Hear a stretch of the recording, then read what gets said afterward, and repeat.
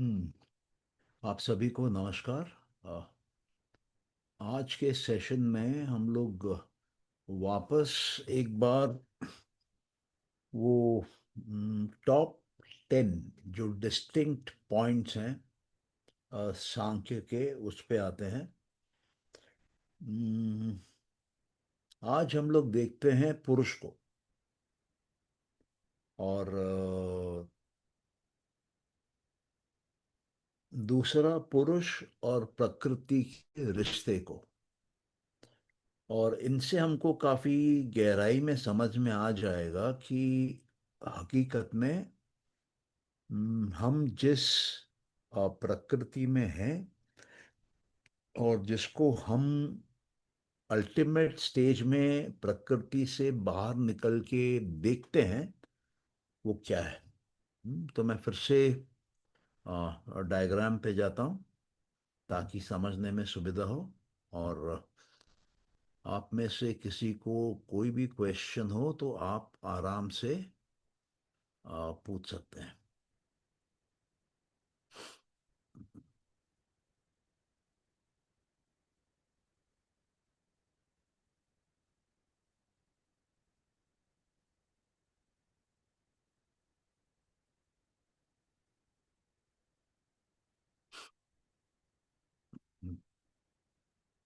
हम्म, तो हम सबसे पहले देखते हैं कि ये स्पिरिट क्या है। स्पिरिट बोलिए या उसको पुरुष बोलिए या उसको आत्मा बोलिए, या इंग्लिश में आप इसको सोल भी बोल सकते हैं। ओके। तो सबसे पहले ये है कि जो स्पिरिट है,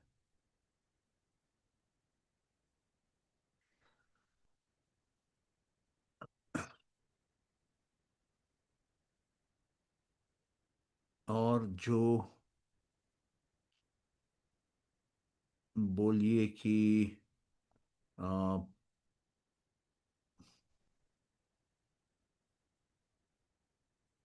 प्रकृति है, वो दोनों अलग अलग हैं। तो अगर ये स्पिरिट है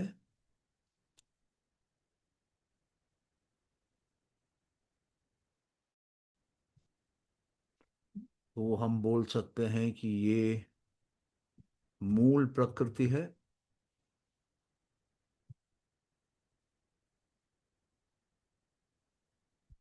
और हम फिर बोल सकते हैं कि इसमें से ये प्रकृति निकलती है।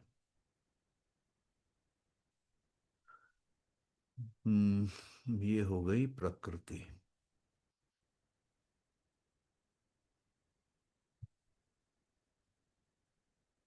तो ये तीनों अलग अलग हैं। स्पिरिट एक तत्व है, मूल प्रकृति एक तत्व है, और प्रकृति 23 तत्व है। ये हम लोगों ने पहले देखा है कई बार। तो ये सब मिला के आपके 25 तत्व होते हैं। ये पहली बात। या ये तो सबको क्लियर है। हाँ जी सर। ओके हाँ फिर जी सर। ओके, आगे बढ़ते हैं। स्पिरिट एक नहीं होता है, स्पिरिट कई सारे होते हैं। हम्म जी सर। तो इसको कैसे समझेंगे आप कि कई सारे स्पिरिट, पुरुष, आत्मा, सोल इधर बैठना ही होगा, सोच लो। कैसे होते हैं, क्यों होते हैं। इसको संभाल प्लीज, अपना ही संभाल के जाओ। और नमकीन अंदर रख।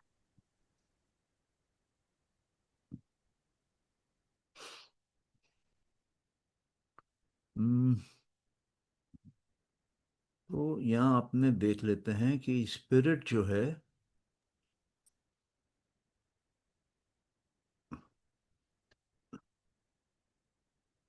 वो कई सारे होते हैं।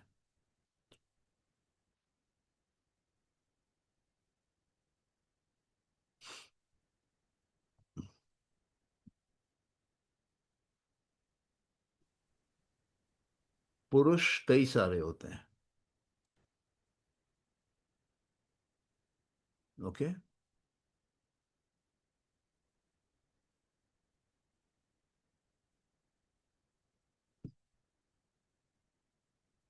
ये समझ में आ रहा है कि पुरुष कई सारे क्यों होते हैं?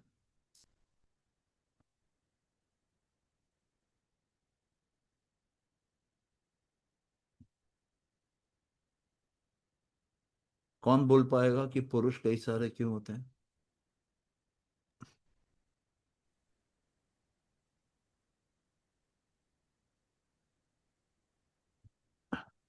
सृष्टि में जितने मानव आए उनके सबके पुरुष हैं। हाँ, उन सब की स्पिरिट अलग अलग है, उन सब की आत्मा अलग अलग है, उन सब के सोल अलग अलग है। अलग अलग क्यों है? क्योंकि इनका जन्म और मृत्यु, जिस शरीर के साथ स्पिरिट जुड़ी रहती है उसका जन्म और मृत्यु अलग अलग है।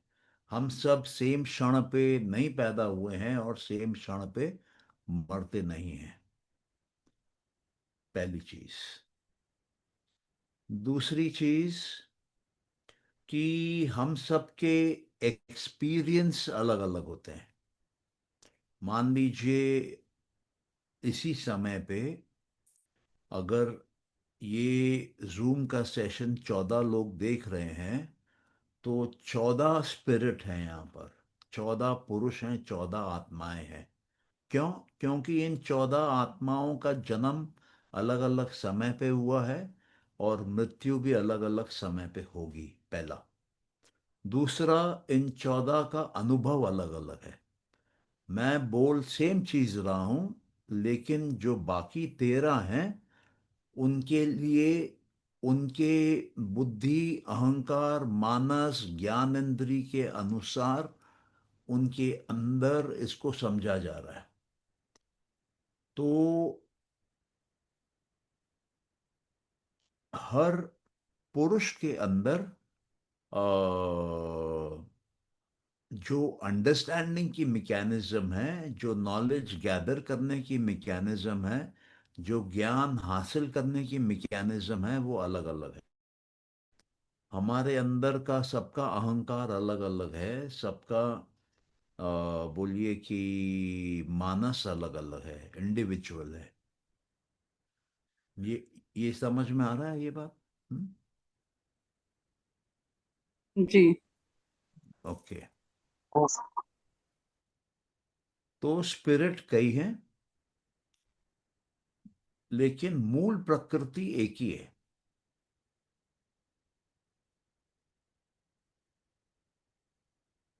पुरुष कई हैं, लेकिन मूल प्रकृति एक ही है। ये समझ में आ रहा है?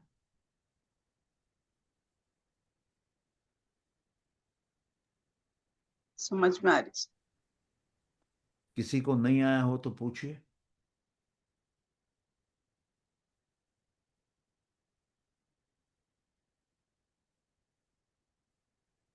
मूल प्रकृति एक क्यों है? क्योंकि वो जननी है सारी प्रकृति की सर। हाँ, क्योंकि वो इकलौती जननी है सारी प्रकृतियों की। अब मेरा एक सवाल उठता है कि प्रकृति कितनी है यहाँ पर? ये तो हमने देख लिया कि मूल प्रकृति एक है, लेकिन प्रकृतियां कितनी हैं?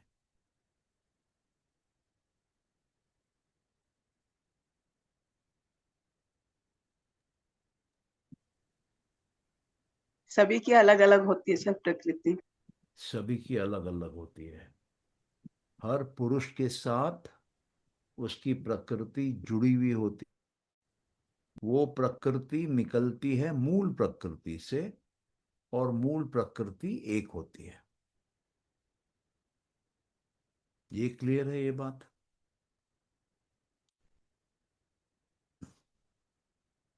हम्म। क्लियर है अभी सर। मुझे नहीं लगता सबको क्लियर है।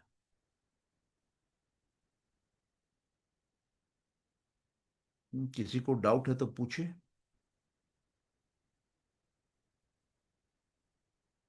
या तो मेरे को बताइए कि अलग अलग क्यों है।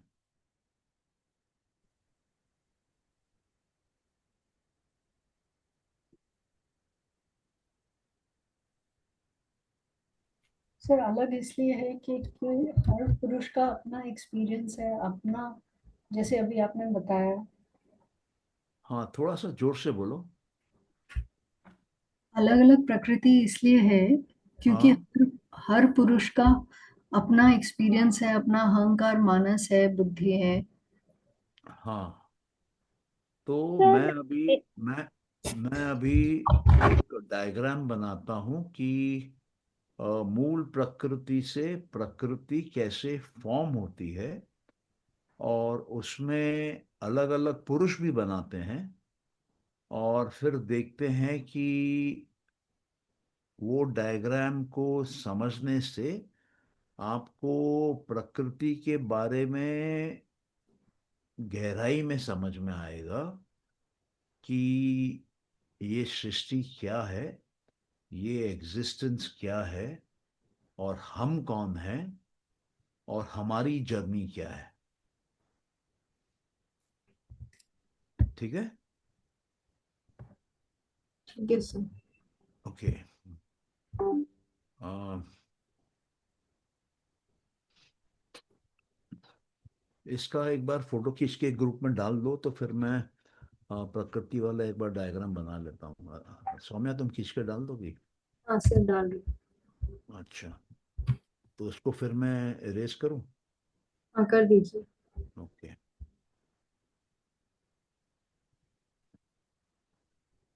या तो अभी ये देखिए कि यह है मूल प्रकृति। मूल प्रकृति से जब पुरुष साथ में आता है, तो इसको थोड़ा समझने वाली चीज है। हाँ। हम्म,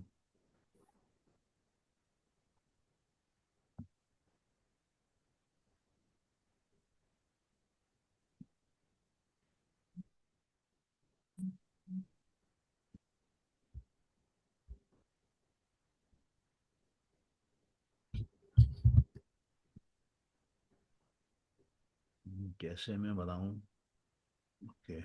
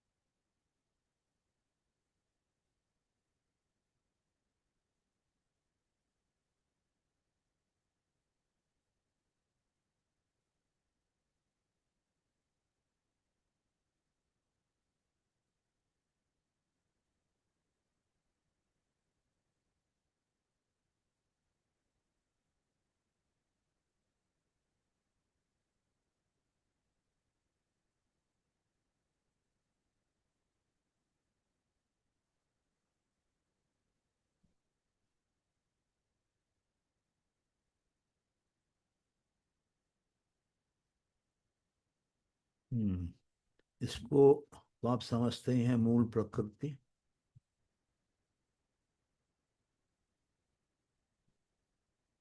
हम्म, अब ये मूल प्रकृति से सबसे पहले आता है महत।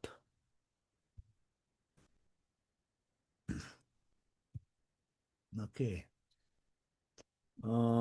महत का मतलब होता है कॉस्मिक माइंड।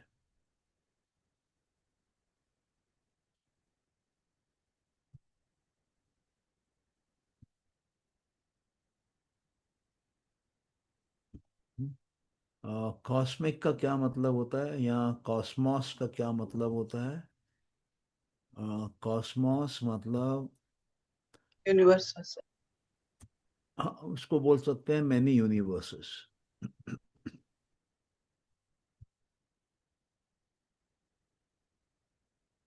ठीक है। तो ये है कॉस्मिक माइंड। यहां से ये आता है बुद्धि। अ, तो ये बुद्धि जो है, ये कॉस्मिक माइंड में जुड़ी हुई है। इसको कर लेते हैं हम B2। इसको कर सकते हैं कि ये तीसरी बुद्धि है, B3। इसको कर सकते हैं कि ये चौथी बुद्धि है, B4। ये पांचवी है, B5। ये छठी है, B6। ओके। और बुद्धि के बाद क्या निकलता है? अहंकार। तो ये जो है, ये अहंकार है। ये अहंकार, हम इसको 3 मान लेते हैं। इसको अहंकार 1 मान लेते हैं। इसको अहंकार 2 मान लेते हैं। और इसको अहंकार 4 मान लेते हैं। इसको अहंकार 5 मान लेते हैं। और इसको अहंकार 6 मान लेते हैं। तो ये जो बुद्धि है, बुद्धि को बोलते हैं यूनिवर्सल माइंड।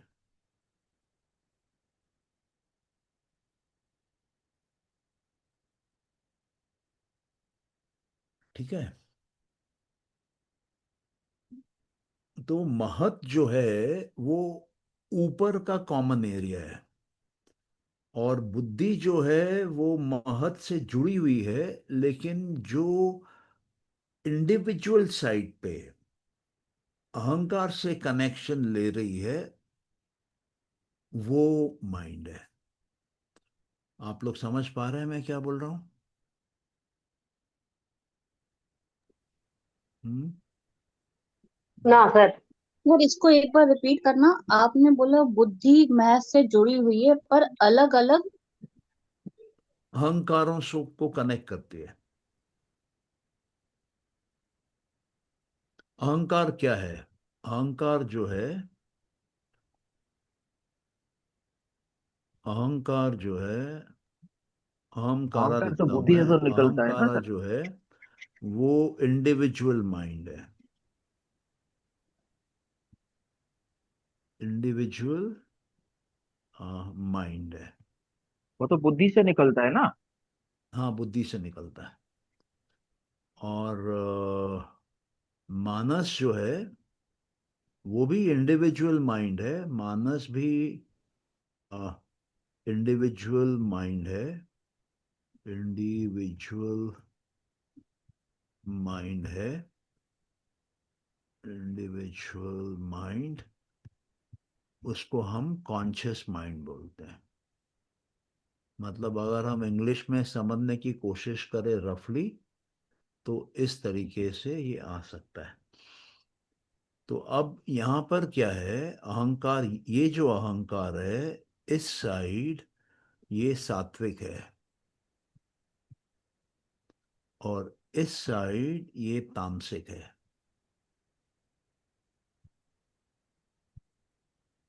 तो जहां तामसिक है वहां पे ये तन्मात्रा बना रहा है,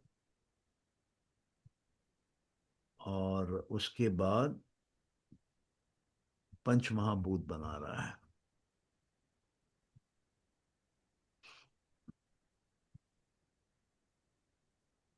और ये जो है ये यहाँ पे मानस बना रहा है,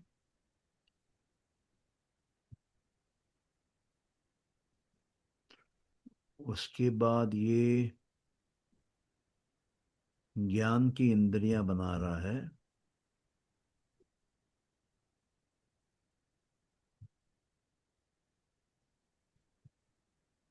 और नीचे में ये कर्म की इंद्रियां बना रहा है। ये तो मालूम ही है, तो हम लोग कई बार किए हैं। जी सर। हाँ, ओके। तो कहने का मतलब ये है कि महत कॉमन है, कॉस्मिक माइंड है, पूरे यूनिवर्सेस को कंट्रोल करती है। और बुद्धि कॉस्मिक माइंड का आप बोल सकते हैं यूनिवर्सल माइंड है, जो इंडिविजुअल अहंकार को कंट्रोल करती है। तो इसका मतलब ये हो गया,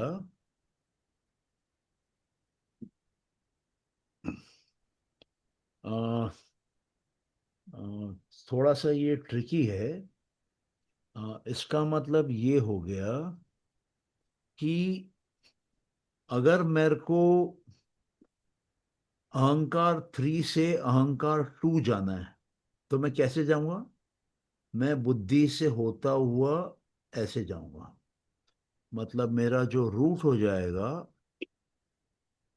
वो कुछ इस तरीके से हो जाएगा।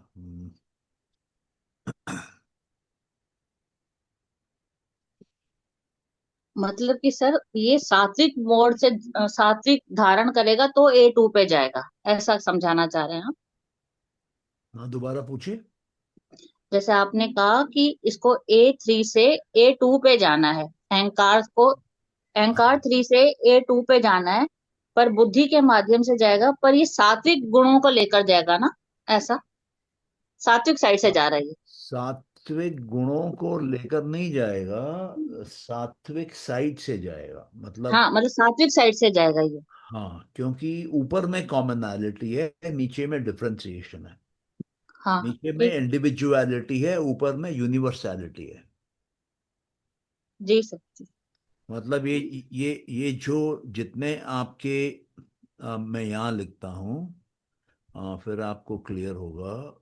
ये जो बी वाला इलाका है,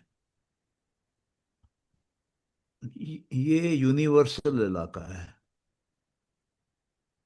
और जो आपका बोलिए कि ए वाला इलाका है, वो इंडिविजुअल इलाका है। ओके। तो और डिटेल में लिखें तो बी जो है वो हम बोल सकते हैं यूनिवर्सल माइंड है, ए जो है वो इंडिविजुअल माइंड है। और ए जो इंडिविजुअल माइंड है वो अ, आपका बी से कनेक्टेड है, ये कनेक्टेड टू बी है, ये कनेक्टेड टू बी है। सॉरी, लेकिन जो उसके नीचे है मानस, मानस को मानस से आपको जाना पड़ेगा। मान लीजिए कि ये M3 है, मानस 3। और यहाँ पर M2 है, -2। तो मानस का कनेक्शन होगा -2 आपका A3 to B3 to B2 to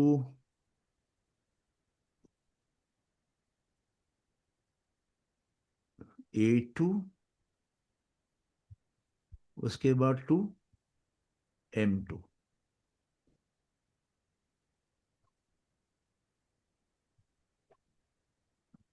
लेकिन ये जनरली करना मुश्किल है, बहुत मुश्किल है। सर समझ समझ नहीं आता, বুঝতে পারছি না ফিজিক্যাল। अच्छा, समझ में नहीं आता तो उसको भी हटा देते हैं यहाँ से, ठीक है। हम्म, सर और सब समझे तो ठीक है, लेकिन मेरे को समझ नहीं आता। नहीं, इसको हटा देते हैं क्योंकि ये काफी एडवांस हो जा रहा है।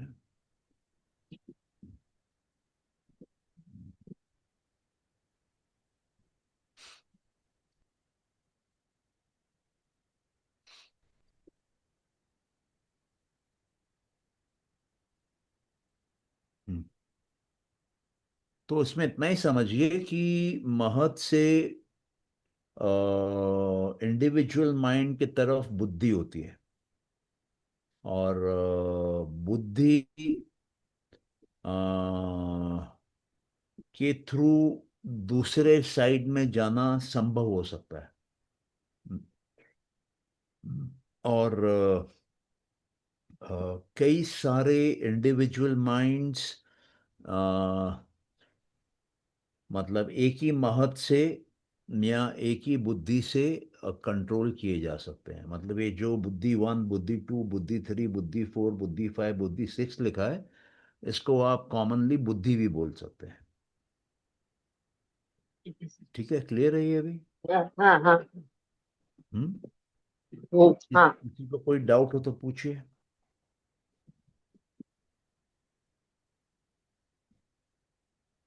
नहीं?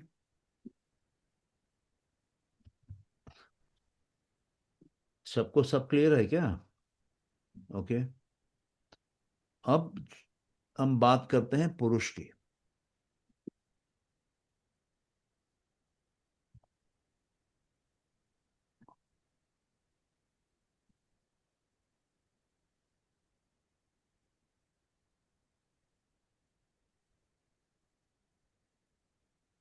हम्म। अभी ये जो A1 वाला पोर्शन है, इसमें एक पुरुष कनेक्टेड होगा यहाँ पर। यहाँ इसको थोड़ा सा और चेंज करते हैं। हम्म,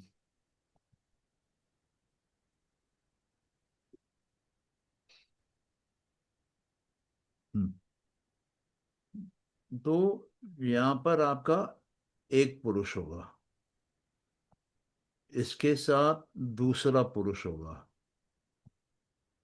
ओके। ये A3 का जो जो ये इलाका है, इसमें तीसरा पुरुष होगा। ओके। A4 के साथ एक और पुरुष होगा, ऐसे करके A5 के साथ एक और पुरुष होगा। ये समझ पा रहे हैं? A6 के साथ एक और पुरुष होगा। और इन सब के एक्सपीरियंसेस अलग अलग हैं।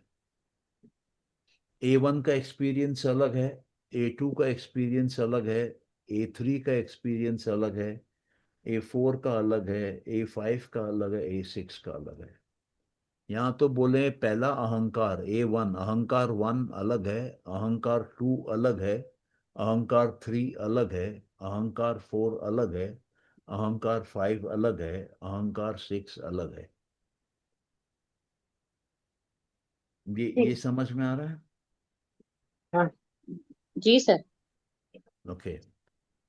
अभी जब मृत्यु होती है तो सिर्फ ये जो है, आ, आप समझ लीजिए कि आ, हम्म,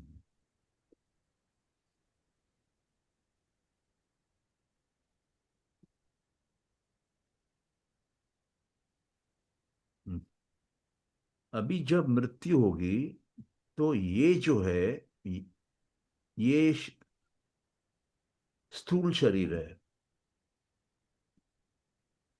ये रह जाएगा। बाकी जो है, बाकी मतलब आप ये समझिए कि अ,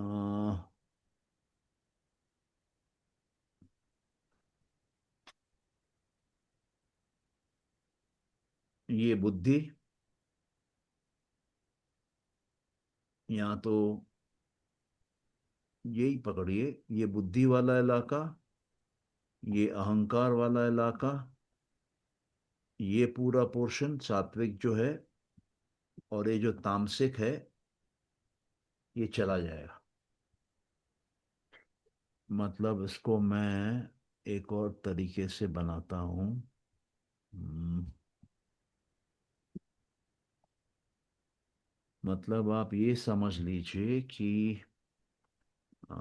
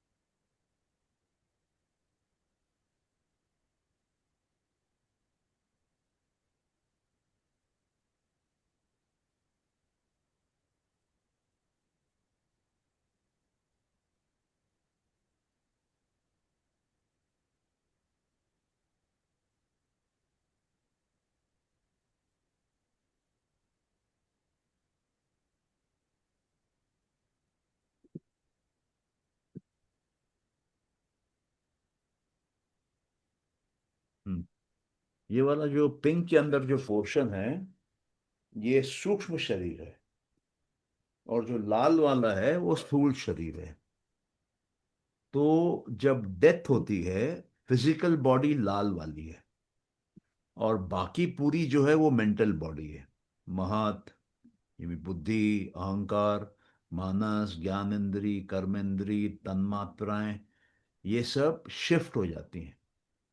ये सब अगले जन्म में जाती हैं, और সূক্ষ্ম इनकी শরীর जो, সে हाँ, সূক্ষ্ম শরীর শরীরের মধ্যে এগুলো থেকে যাবে তাই তো? ना ना, बांग्लाते जिज्ञेस करूँ ना, हिंदी ते करूँ ना। ও, सूक्ष्म शरीर के अंदर ये रह जाएगा, इसका जो मानस, जो ज्ञान जो इंद्रिया। लाल जो मा- लाल वाला है वो रह जाएगा धरती पे। जो पिंक के हम्म। अंदर है वो अगला जन्म में जाएगा। हाँ, और वही जो चीज बोलता हूँ। आत्मा है, सोल है, ये पीला वाला, आ, हम्म। वो भी साथ में जाएगा। मतलब ये जो है, ये भी जाएगा, ये रुकेगा नहीं। और ओके। पीला वाला तो पुरुष है सर। हाँ, पुरुष भी जाएगा, पुरुष अगला जन्म में जाएगा, इसलिए पुरुष कई होते हैं। मैं मर जाऊंगा तो मेरा पुरुष अगले शरीर में जाएगा, बाकी पुरुष यहीं रह जाएंगे। अच्छा।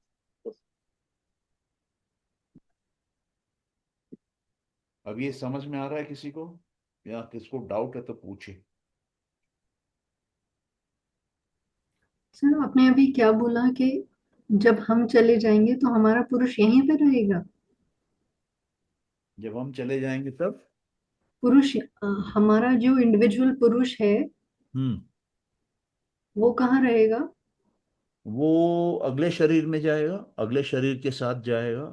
अगला शरीर मतलब अगला स्थूल शरीर में जाएगा और सूक्ष्म शरीर के साथ जाएगा।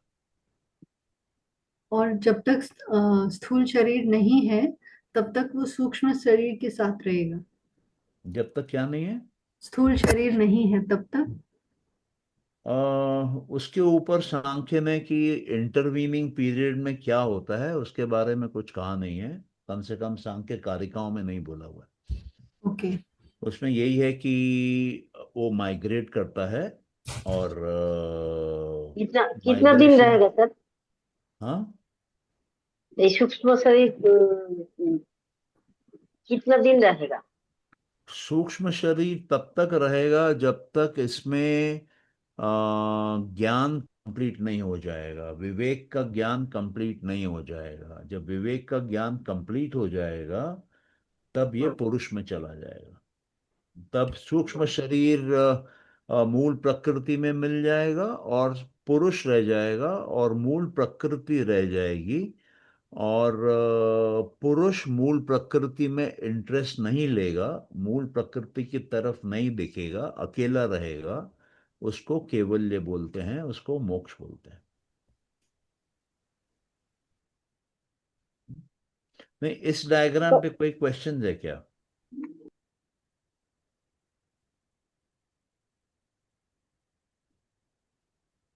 ये समझ में आया है कि नहीं समझ में आया? समझ आ गया सर। आया सर। समझ आगे है, ओके।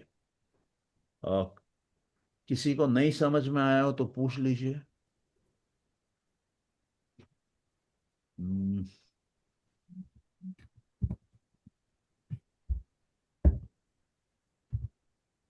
हाँ पूछिए प्लीज। नमस्कार सर। हाँ सर नमस्कार। ये जो आपने बोला कि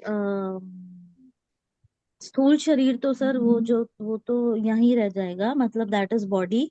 हाँ। एंड जो जाएगा साथ में, हम्म। अ, वो नेक्स्ट नेक्स्ट बर्थ में मतलब जाएगा। हम्म।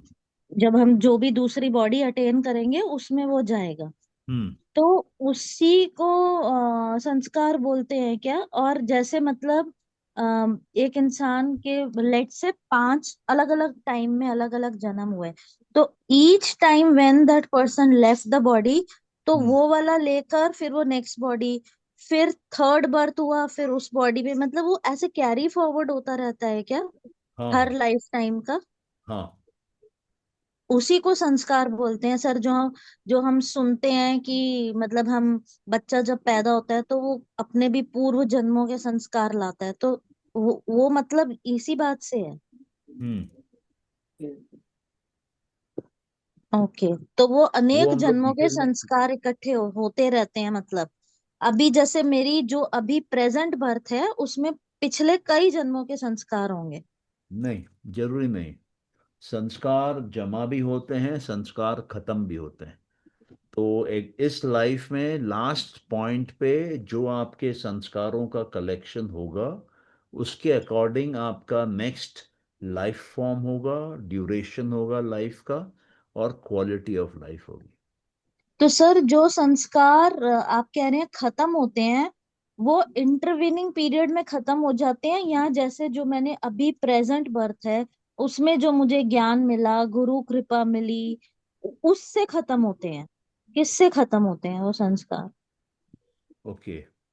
वो संस्कार कैरी फॉरवर्ड होते हैं, और लाइफ में डिपेंडिंग ऑन आपके जीवन में क्या हो रहा है वो अप डाउन हो सकते हैं। कुछ संस्कार खत्म हो जाते हैं, कुछ नए संस्कार आ सकते हैं, कुछ संस्कार 10 जीवन डाउन द लाइन जा सकते हैं, कुछ संस्कार इसी जीवन के बनाए हुए इसी जीवन में खत्म हो सकते हैं। तो अ, सर ये ये तो सर ये तो सर डिपेंड करता है मेरे कर्म के साथ। हाँ, ये डिपेंड करता है कौन संस्कार जाएगा और कौन रहेगा। ये तो मेरे कर्मों के फल से होगा ना। नहीं, आप सोच रही हैं कि कर्म आप डिसाइड कर रही हैं, कर्म भी आप डिसाइड नहीं कर रही हैं। हाँ। सब कुछ प्री डिसाइडेड है, सब कुछ कॉज एंड इफेक्ट है ना। मतलब जिस जिस तरीके से आम के बीज से आम का पेड़ ही आएगा, रेत में से आप तेल नहीं निकाल सकते हैं। आप कुछ भी कर्म कर लीजिए रेत के ऊपर, वो तेल नहीं निकलेगा। और आप कुछ भी कर लीजिए, आम के बीज से आप पपीते का पेड़ नहीं पैदा कर पाएंगे। तो ये एक फ्लो है, और ये फ्लो क्या चीज पे डिपेंड करता है? संस्कारों पे डिपेंड करता है। संस्कार जो है वो कॉज है, और जो रिजल्ट आता है वो भी संस्कारों के रूप में सेव होता है। तो संस्कार ही फ्लो करते हैं, कॉज एंड इफेक्ट दोनों ही संस्कार हैं। और कुछ संस्कार ऐसे होते हैं कि जब वो रिजल्ट पैदा करते हैं तो वो खत्म हो जाते हैं, लेकिन जब वो रिजल्ट पैदा करते हैं तो वहां नए संस्कार बन जाते हैं।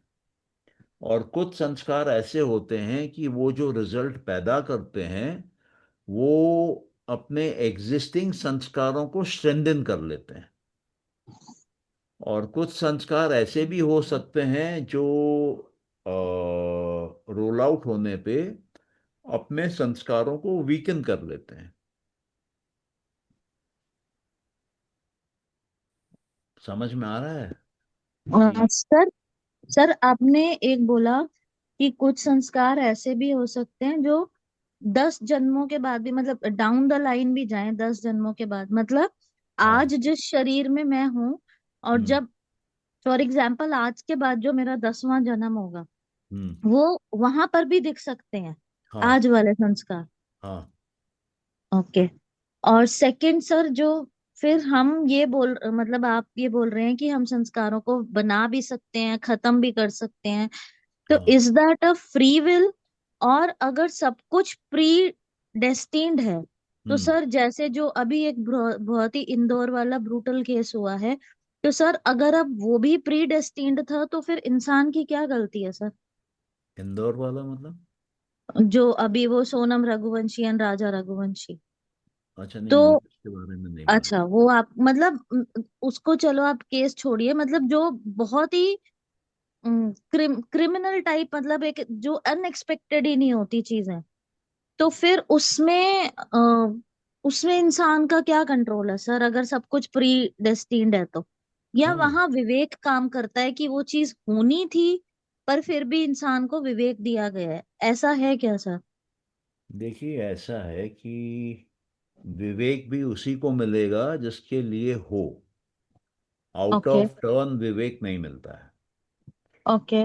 जो कुछ भी आपके जीवन में घटता है वो प्री डिटरमिन्ड है। ओके। जब आप सांख्य पूरा करेंगे, ओके। तब आपको पूरा वो जिक्सॉ पजल बैठेगा। ओके। अभी अभी आप जिक्सॉ पजल के स्टार्टिंग में हैं। ओके। तो ओके। आपका क्वेश्चन ठीक है, ओके। मैं आपको आंसर भी देता हूँ, लेकिन वो हम्म। पूरा लॉजिकल जो कंस्ट्रक्ट है वो ओके। आपको पूरा सांख्य समझने के बाद कंप्लीट जिक्सॉ पजल बैठेगा। और ओके। फिर ओके। आपके मन में ओके। कोई प्रश्न ही नहीं उठेगा। और ठीक है, जब ठीक है जब सर। प्रश्न उठना बंद हो जाएगा, वो आनंद की घड़ी है। वहां पर आपको कंप्लीट आनंद का एहसास होगा, और उसके बाद आपको मोक्ष का एहसास होगा। अभी ठीक है ऐसा सर है कि ठीक है सर, ठीक है, गॉट इट, मतलब वो पूरा एंड में ही मतलब जब जैसे जैसे पढ़ते जाएंगे वैसे वैसे क्लैरिटी आती जाएगी। हाँ, जैसे ओके मैंने ओके पहले सर। कहा था कि इसमें 25 तत्व समझाए हैं पहले। जो अभी हम लोग कर रहे हैं, ये भी जो हम लोग कर रहे हैं, ये 25 तत्वों का बोलिए कि एडवांस फॉर्म डिस्कस कर रहे हैं कि एग्जैक्टली क्या हो रहा है।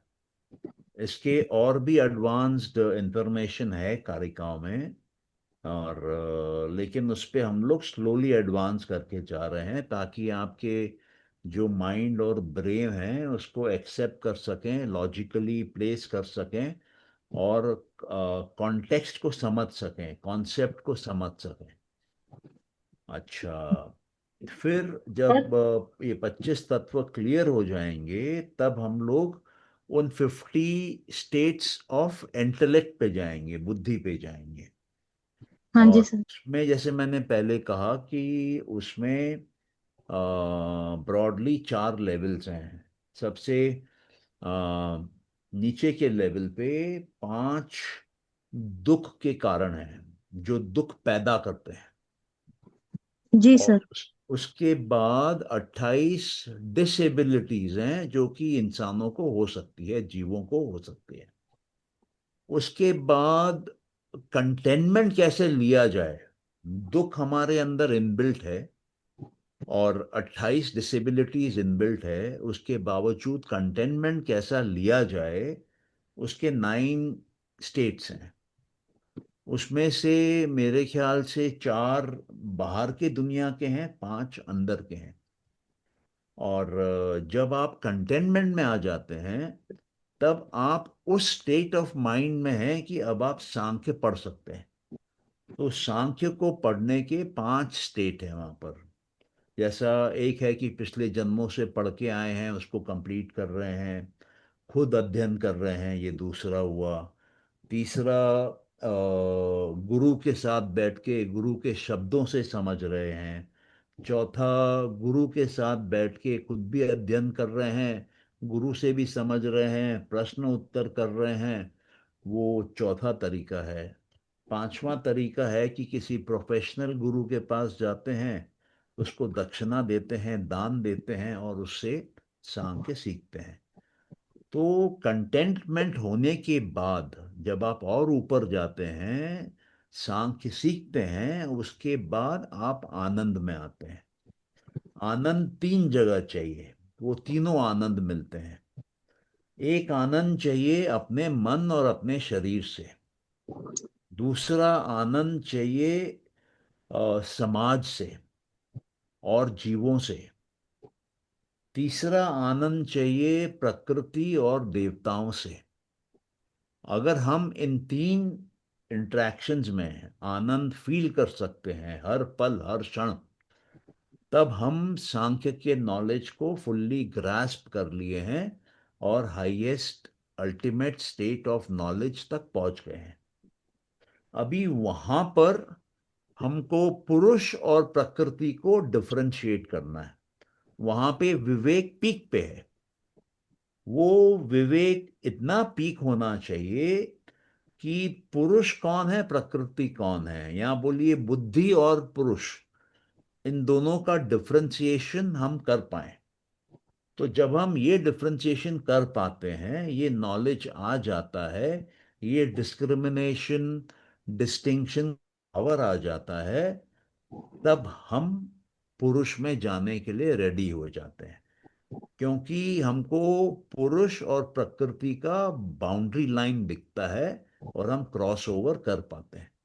वहां पर मोक्ष मिलता है, फ्रीडम मिलता है। तो सर ये सर सीक्वेंस। हम लोग हाँ अ, अभी जो हम सीख रहे हैं ये प्री डिसाइडेड था। हाँ, आपके क्योंकि जीवन में सब लोग तो ये सांख्य नहीं पढ़ता है। आप क्या नहीं करता है। सब लोग हाँ तो सांख्य कारिका नहीं पढ़ता है, नहीं जानता है, विश्वास भी नहीं करता है। ये भी डिसाइडेड। हाँ, प्री डिसाइडेड है। सांख्य का जो नॉलेज है वो हाईएस्ट नॉलेज है। आप जैसे जैसे आगे चलेंगे आपको समझ में आने लगेगा कि ये गीता तो की तरह चलो, प्रवचन नहीं। वी आर लाकी सर, हाँ, लकी तो इतना है। दूर तक तो इतना दूर तक आया है। नहीं, अभी आए नहीं है, अभी जर्नी चालू हुई है। हाँ चालू है, हम्म, फिर भी ट्राई तो करता है ना। हाँ हाँ। तो इसमें क्या है कि ये नॉलेज बिल्डअप होगा, और किसी भी स्टेज पे आपको लगता है कि आपको समझने में कुछ गैप रहता है तो पूछिए, विदाउट हेजिटेशन आप पूछिए। मैं हर हर क्वेश्चन का जवाब दूंगा, आप क्वेश्चन पूछिए। जी सर। ठीक है। जी सर। हाँ thank you sir, thank you हाँ सो मच सर। हाँ, वेलकम। और भी किसी को पूछना है तो पूछिए।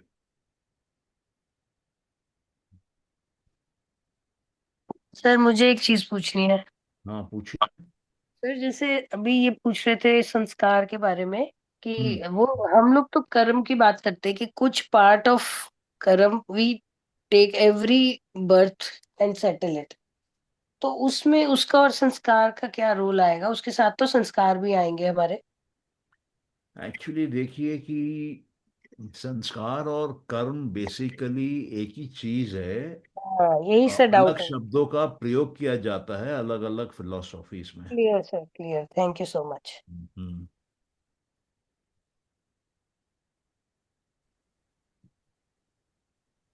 इसमें अगर आप देखेंगे तो आपके संस्कार, कर्म, कर्मों का फल और क्लेश, ये चार प्राइमरी इंफॉर्मेशन है जो हमारा चित्त कैरी करता है लास्ट के स्टेजेस में। फिर लास्ट में सब क्लीन करना पड़ता है, संस्कार क्लीन सर करने सर एक बार पड़ते हैं। प्लीज रिपीट, क्या क्या कैरी करता है? चार चीजें आपने बोली, कलेश, संस्कार, कर्म और कर्म फल। ओके। तो लास्ट के स्टेजेस में इन चारों को क्लीन करना पड़ता है, एब्सोल्युटली क्लीन करना पड़ता है।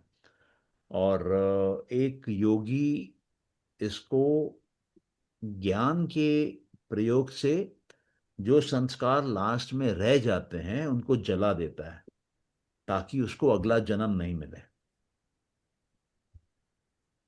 नहीं तो उसको दोबारा आना पड़ जाएगा। मतलब मृत्यु के टाइम पे उसके पहले वो जला देता है, और वो अपने मृत्यु के संस्कार भी पढ़ सकता है, मृत्यु के भी संस्कार होते हैं। तो वो मृत्यु के संस्कार पढ़ सकता है, तो उसको मालूम होता है कि मेरी मृत्यु कब होने वाली है। तो जो संस्कार उसको लगता है कि रह जाएंगे, कैरी फॉरवर्ड हो जाएंगे, उनको वो जला देता है। लेकिन सर जो हकीकत, योगी योगी होता है उसके लिए कह रहे हैं? हाँ, योगी के लिए कह रहा हूं। अच्छा। क्योंकि इसमें जो है इसमें फिलॉसफी अलग है। इसमें फिलॉसफी ये बोलती है कि जब आपको विवेक आ जाता है, वो ज्ञान आ जाता है, जो संस्कार हैं उनकी फंक्शनैलिटी खत्म हो जाती है, क्योंकि जीवन को आगे जाने की जरूरत नहीं है अभी, आप तो पुरुष में चले जाएंगे। तो वो संस्कार फिर अपने आप मिट जाते हैं। तो उसको भी हम लोग देखेंगे जब कारिकाओं में जाएंगे अंदर, उस डिटेल को हम लोग देखेंगे।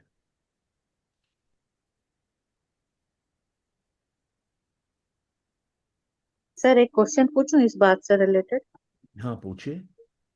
सर जैसे आपने कहा कि वो अपने संस्कार मिटाता है, तो हाँ जैसे जीव को लगता है कि अब मुझे छोड़ के जाना है, उसे पता चल जाता है कि अब मैं छोड़ने वाला हूँ शरीर, कुछ हाँ टाइम पहले उसको आभास होता है, तो हाँ वो जैसे ग्रस्त में रहते हुए भी सारी चीजों से अपना मोह निकालता जाता है, पदार्थों में से भी और परिवार के सदस्यों से भी, मतलब वो संस्कार खत्म कर रहा है अपने।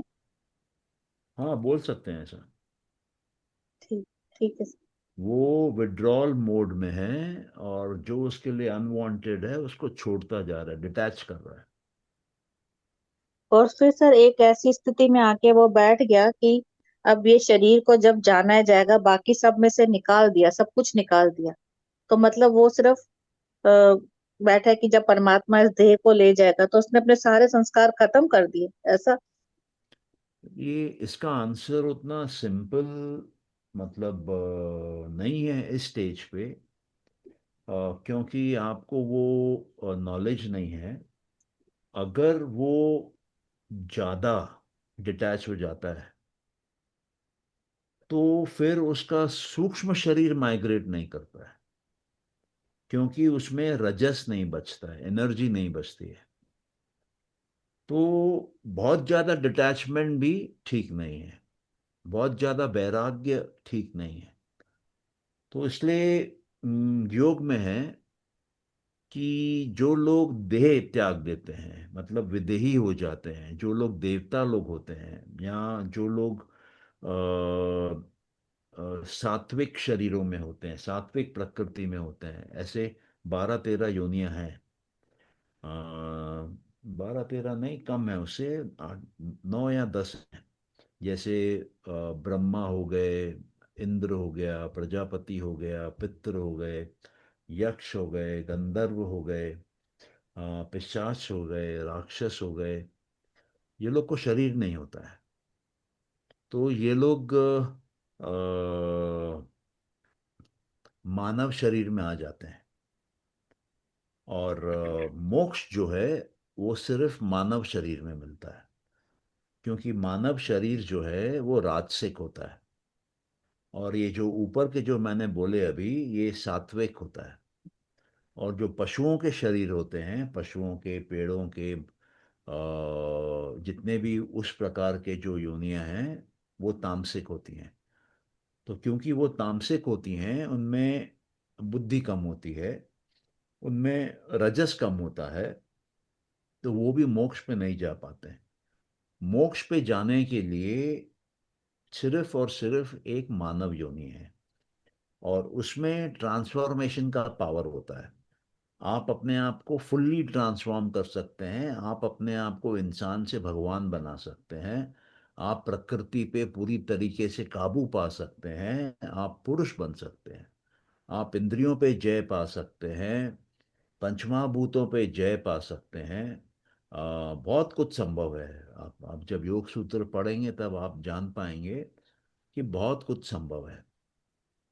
तो ये एक डीप साइंस है, और जितना जितना आप इसमें उतरते जाएंगे उतना आपको समझ में आएगा, उतना आप बदलाव देखेंगे, और उतना आपको जीवन में चमत्कारों का एहसास होने लगेगा, शांति से बहुत कुछ होने लगता है।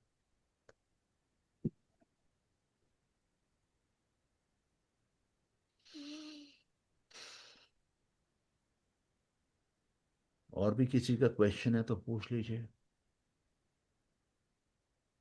सर जैसे अभी आपने इनको जवाब दिया मैम को कि हम्म। अगर मतलब वो देह नहीं छोड़ पा रहे हैं, मतलब क्योंकि उसे रजस रजस भी होना जरूरी है।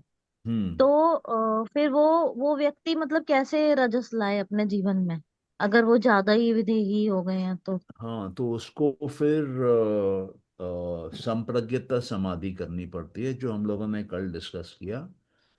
और वो संप्रज्ञता समाधि के आधार पे वो अपने आप को ऊपर ले जाता है, मतलब पुरुष में ले जाता है, और अगले जन्म में नहीं जाता है, वो मोक्ष प्राप्त करता है संप्रज्ञता समाधि करके। और ऐसे लोगों को प्रकृति लय बोलते हैं, जो प्रकृति में फंस जाते हैं। प्रकृति वय क्या लय। बोलते हैं सर, लय लय। लय, हाँ। सर वो उसका फंसेगा, समझ नहीं आया कॉन्टेक्ट है सर ये। नहीं, दोबारा बोलिए।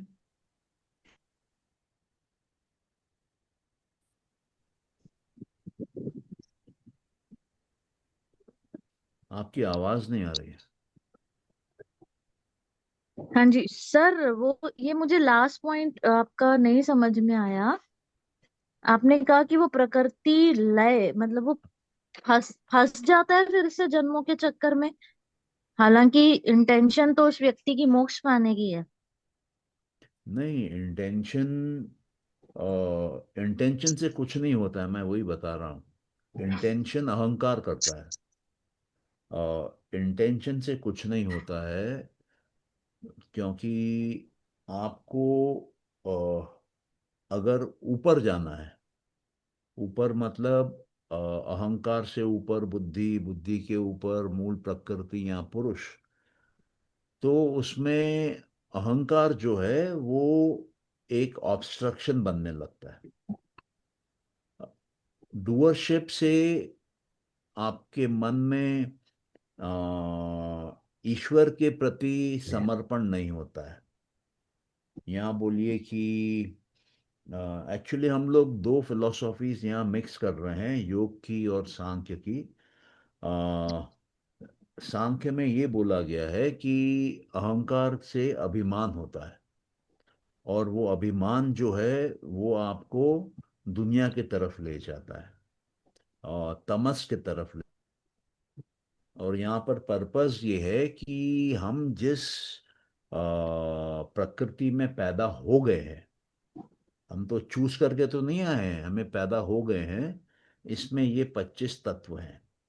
जब तक ये 25 तत्वों का पूरा ज्ञान नहीं मिलेगा, तब तक ये तत्व जाएंगे नहीं, ये हमारे जीवन में रहेंगे। और जब हमको इनका ज्ञान मिल जाएगा, तब हम, ये हमको तंग नहीं करेंगे, हम इनसे मुक्त हो जाएंगे। और जब 25 तत्वों से मुक्त हो जाएंगे तब हमको मोक्ष मिलेगी। अब 25 तत्वों से मुक्त होने का तरीका क्या है कि पहले तो इन तत्वों को समझिए आप। और जैसे मैंने कहा कि बुद्धि के जो 50 स्टेट हैं वहां से चालू करिए। ये 25 तत्व तो आप बाद में पढ़ेंगे जब आप सांख्य पढ़ेंगे। सांख्य तो ऊपर आता है लास्ट स्टेज में, जहाँ पे 8 परफेक्शन के स्टेज हैं, जिनमें से 5 सांख्य सीखने के हैं, 3 आनंद के हैं। तो आप तो वहां शुरू नहीं करेंगे, आप तो नीचे से शुरू करेंगे, दुखी दुनिया से शुरू करेंगे, अज्ञानता में शुरू करेंगे, अस्मिता मतलब ईगो में शुरू करेंगे, राग द्वेष में शुरू करेंगे, अभिनिवेशा मतलब भय में शुरू करेंगे। ये सब दुख के कारण है। उसके बाद आपके अंदर में कुछ शॉर्टकमिंग्स होंगी, इंद्रियों की शॉर्टकमिंग्स होंगी, कंटेनमेंट की शॉर्टकमिंग्स होंगी, आप कंटेनमेंट के विरुद्ध की कुछ आदतें पाल के बैठे होंगे, आप सक्सेस परफेक्शन के कुछ उल्टे आदत पाल के बैठे होंगे। तो ये सब जो हैं, इंद्रियों के, कंटेनमेंट के, परफेक्शन के जो नेगेटिव हैबिट्स हैं, वो 28 हैं। उनसे फ्री होके फिर आपको पहले कंटेनमेंट में आना पड़ेगा। कंटेनमेंट 9 प्रकार के हैं। जैसे मैं कह रहा था कि 4 बाहर के हैं, 5 अंदर के हैं। फिर उस कंटेनमेंट से आपको ऊपर जाना पड़ेगा परफेक्शन में। वो कैसे जाएंगे? वो पहले आप सांख्य को प्रॉपर गुरु से सीखेंगे, उसको समझेंगे, उसके 5 तरीके हैं सीखने के। उसके बाद आपको आनंद आएगा, आपको अपने शरीर, अपने मन से दुख आना बंद हो जाएगा, आपको और जीवों से दुख आना बंद हो जाएगा, आपको प्रकृति और देवी देवताओं से दुख आना बंद हो जाएगा। जब पूर्ण रूप से आनंद का एहसास करेंगे, तब आपके अंदर वो एब्सोल्यूट नॉलेज आ जाएगा। पुरुष प्रकृति को सेग्रीगेट करने का, सेपरेट करने का वो विवेक आ जाएगा, विवेक ख्याति बोलते हैं उसको। वो आने के बाद आप मोक्ष में चले जाएंगे। तब आपका सांख्य कंप्लीट हुआ, जब आप मोक्ष में चले गए। तो ये ऑर्डर है इसका। ये जो सर, ये जो 28 प्रकार बाधा और 9 प्रकार की जो बोले संतोष का, वो सांख्य कारिका में है सर? हाँ, सांख्य कारिका ही अपने बोल रहे हैं। इसमें तुमको पेज या कारिका बताता हूँ। और जो 28 तरह की डिसेबिलिटी है वो कारिका नंबर 59 में है। और जो 8 फॉर्म्स ऑफ पावर, पावर मतलब आप परफेक्शन बोल लीजिए, सक्सेस बोल लीजिए, ये है 51 में। और कंटेनमेंट्स जो है 9 प्रकार के, वो है 50 में। और जो 5 प्रकार का गलत ज्ञान जो दुख देता है, वो है 47। इनको पढ़ने से आपको समझ में आ जाएगा। 28 टाइप 59 में है सर। हाँ, 28 टाइप का जो डिजेबिलिटीज है। 28 टाइप का जो है वो है 59, हाँ 59।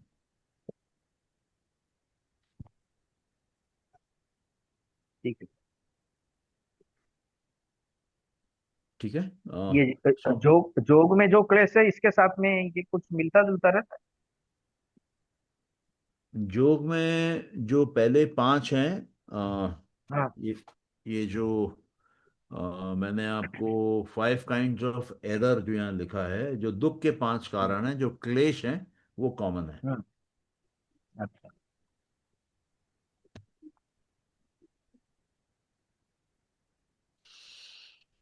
हम्म।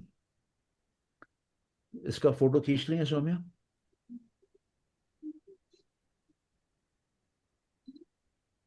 हाँ सर, डाल दिया। डाल दिया, ओके। किसी और का क्वेश्चन, वरना फिर क्लोज करें।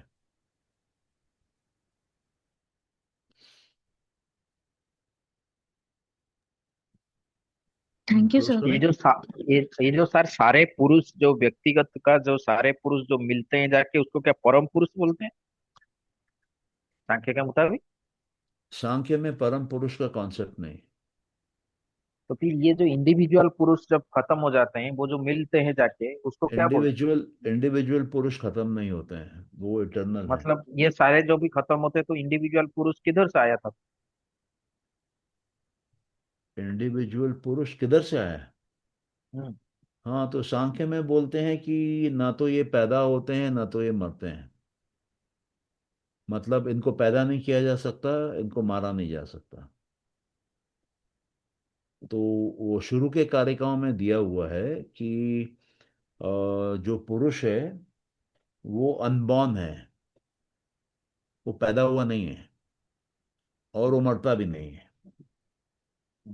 जो मूल प्रकृति है वो पैदा नहीं होती है, लेकिन वो पैदा करती है। फिर 7 ऐसे तत्व हैं जो पैदा होते हैं और पैदा करते हैं, और 16 ऐसे तत्व हैं जो पैदा होते हैं लेकिन पैदा नहीं करते हैं। तो 7 तत्व कौन से हैं जो पैदा होते हैं और पैदा करते हैं? बुद्धि, अहंकार और 5 तन्मात्राएं, ये पैदा होती हैं और पैदा करती हैं। और 16 कौन से हैं जो पैदा होते हैं और पैदा नहीं करते हैं? वो है 5 महाभूत, 5 ज्ञानेंद्रियां, 5 कर्मेंद्रियां और मानस। इन 16 पॉइंट्स पे प्रकृति रुक जाती है, आगे नहीं बढ़ती है, क्रिएट नहीं करती है, प्रोड्यूस नहीं करती है, इसके बाद मैनिफेस्ट नहीं करती है इसके बाद। क्लियर है ये बात? जी जी। हम्म। हाँ भारती, कोई क्वेश्चन था क्या? सर, नहीं, मेरे ख्याल से भारती दिल्ली, इसका शायद क्वेश्चन था। चलिए ठीक है।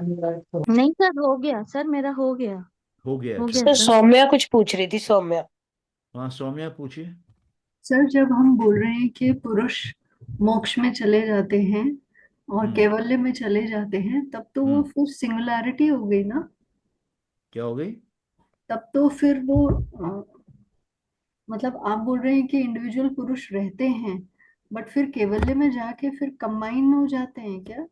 नहीं, कंबाइंड नहीं होते। नहीं होते। नहीं, देखिए सांख्य जो कपिल मुनि का लिखा हुआ सांख्य सूत्र है, वो हम लोग के पास नहीं है।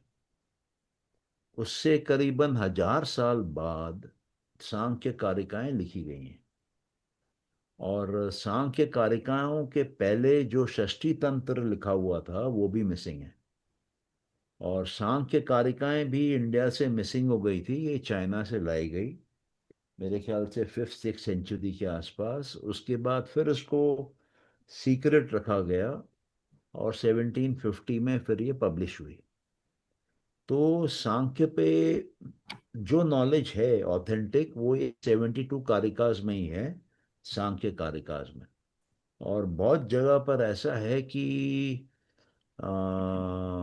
इंफॉर्मेशन नहीं है, लेकिन जितनी है उसको भी अगर कोई समझ लेता है तो बहुत बड़ा शिफ्ट है, कॉन्शियसनेस में बहुत बड़ा शिफ्ट आता है, बहुत बड़ा।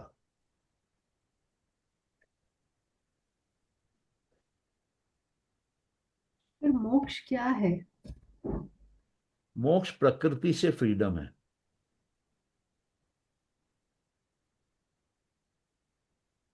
अब ये जितना आपने ये देखा है ना, हम्म।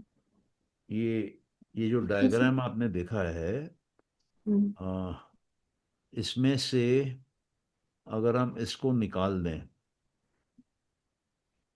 हम्म, मान लीजिए, मैं एक बार देखता हूँ कैसे करूँ, ठीक है? महत्व को निकाल दें, हाँ, मूल प्रकृति को निकाल दें।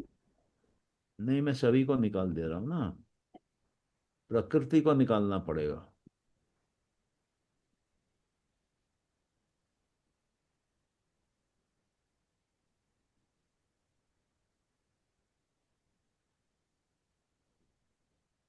मोक्ष कब है? जब इस तरह की अवस्था हो।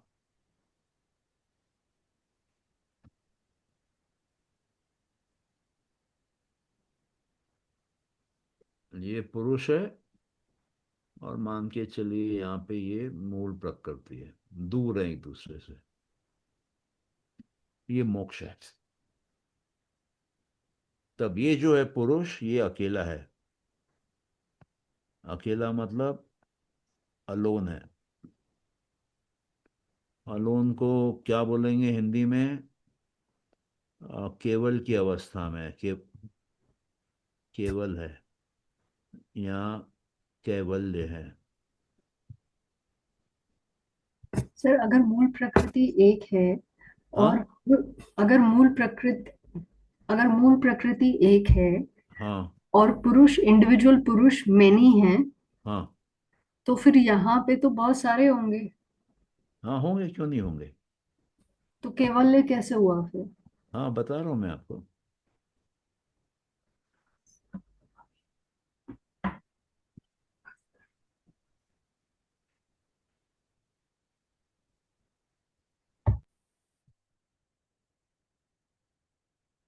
अभी मान लीजिए आप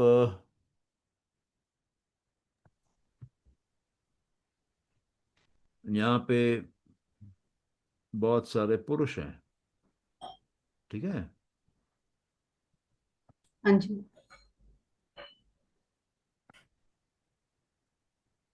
तो इनके लिए प्रकृति बनी है यहाँ पर, ये प्रकृति है। अभी समझ में आया आपको? ये तो मैनिफेस्टेड प्रकृति आप बता रहे हैं ना? हाँ, मैनिफेस्टेड प्रकृति बता रहा हूँ। जब ये नहीं है, जब एक हम, एक एक मिनट। हाँ, तो ये जो हैं, ये सब के सब क्या कर रहे हैं? ये प्रकृति सब के सब जो हैं, प्रकृति को देख रहे हैं। प्रकृति को देख रहे हैं, ये सब इसको देख रहे हैं, ये सब इस। तो ये लोग अ, ये लोग मतलब इस स्टेट में पुरुष और प्रकृति दोनों एक्टिव है। एसोसिएटेड है। हाँ, एसोसिएटेड है। हाँ, एसोसिएटेड है, लेकिन वहां पे ऊपर में सेपरेटेड है। ये जो है यहाँ पर, ये सेपरेटेड है।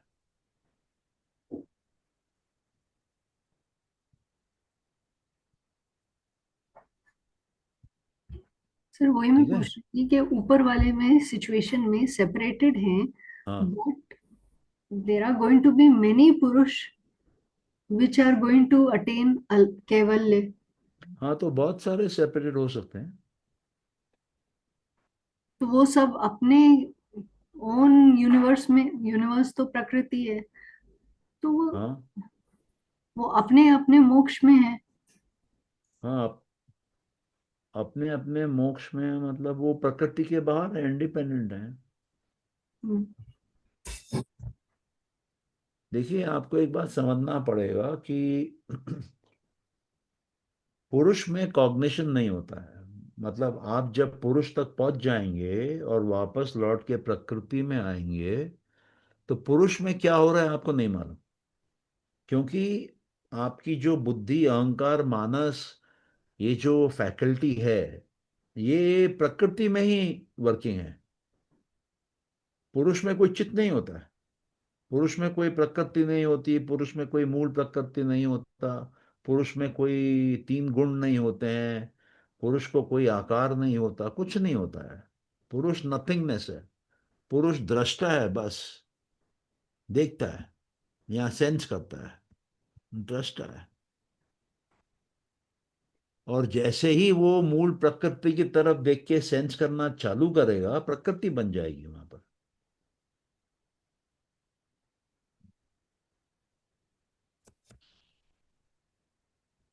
अभी समझ में आया आपको? तो जैसे कहते हैं, आपने बताया कि कपिल मुनि ने प्रकृति का क्या वो रेजोल्यूशन देखा, हम्म। तो उन्होंने अपनी प्रकृति का ही देखा होगा।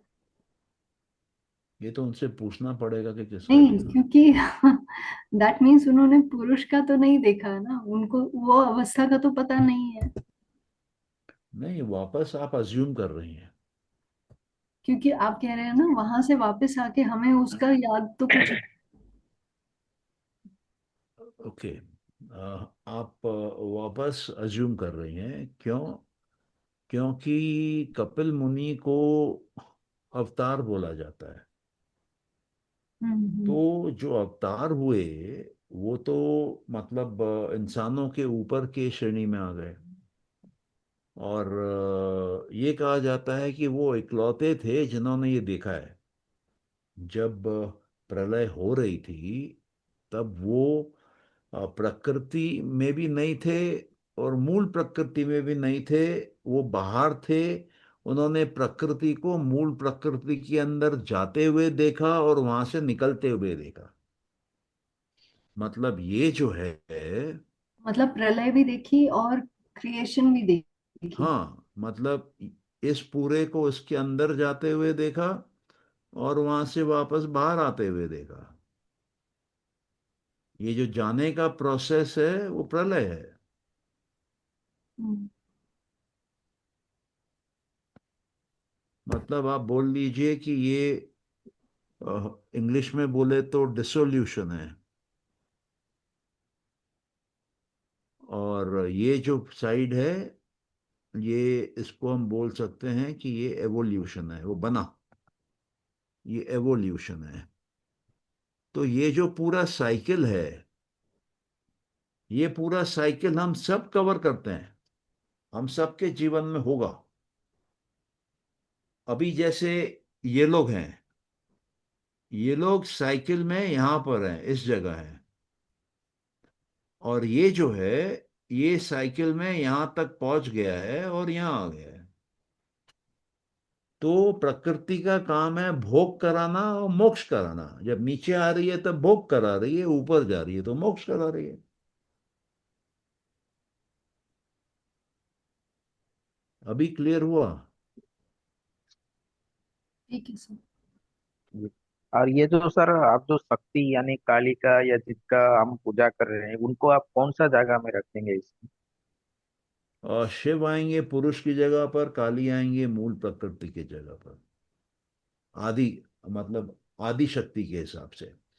और देवी के हिसाब से रखेंगे दोनों को, तो दोनों प्रकृति में आएंगे, महादेव और देवी के हिसाब से।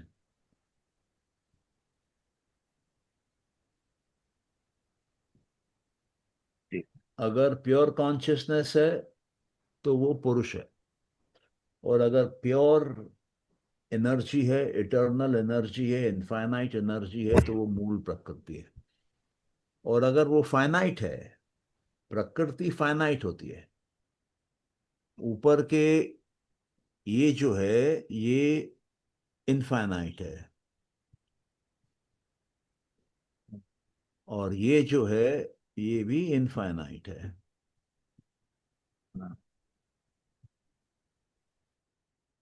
ये फाइनाइट है।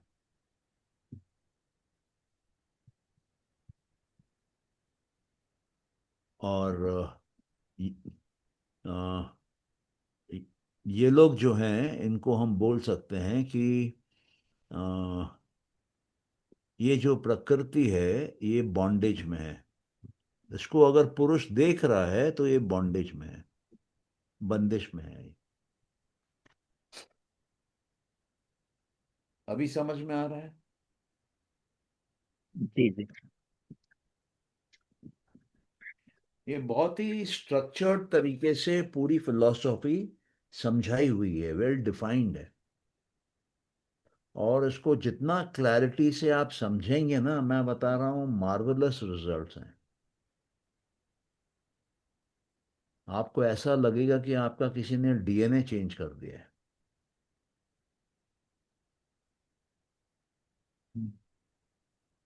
इस इसकी वजह से जो लोग साधु संत होते हैं वो एक स्टेज जाने के बाद में उनका नाम वगैरह सब चेंज कर देते हैं, उनका जो ये करके है ना, बोलते हैं हम वो ही नहीं रहे, फिर ऐसा ऐसा हो जाता है ना सब। नहीं, मैं समझा नहीं, दोबारा बोलिए। मैं बोला कि इसीलिए जो साधु संत होते हैं वो कोई भी मतलब शास्त्र का अध्ययन करने के बाद में कुछ स्टेज होता है फिर उनका नाम ही चेंज कर देते हैं। मतलब एक एक रीति रिवाज चलता है ना कि ये स्टेज होने के बाद में आपका नाम फॉर्म सब चेंज हो जाएगा, फिर आप वो नहीं रहेंगे, वो जगह पे भी छोड़ना, ये यही इसी के शायद प्रिंसिपल में जाकर होता हो। मैं जहाँ भले तक ही मेरे उनका को मतलब पूरा फॉलो नहीं करते हैं। नहीं, जहाँ तक मेरे को मालूम है, जब संन्यास लिया जाता है उस टाइम पे नया नाम दिया जाता है। और संन्यास कितने लोग लेते हैं? भारत में 140 करोड़ लोग हैं, तो कितने सन्यासी होंगे? बाकी सब गृहस्थ हैं। और ये तो कहीं नहीं लिखा कि गृहस्थ को मोक्ष नहीं मिलेगा। मोक्ष नेचुरल है। मूल प्रकृति प्रकृति को पैदा करती है, प्रकृति भोग देती है, उसके बाद मोक्ष देती है। मैंने पहले कहा था कि फ्रिस्बी की तरह आप उसको फेंकते हैं, वो लौट के आपके हाथ में वापस आती है। वो आपको दुनिया में छोड़ती है, पूरा ज्ञान दिलाती है, फिर वापस अपने गोद में बुला लेती है। उस तरीके से आप समझ सकते हैं।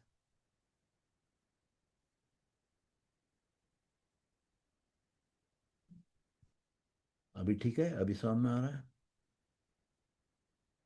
जी जी। तो अभी क्लोज करें? हाँ, 11:30 करीब हो रहे जी सर। जी। हैं। चलिए, ओके, थैंक यू। जी Yes. सर।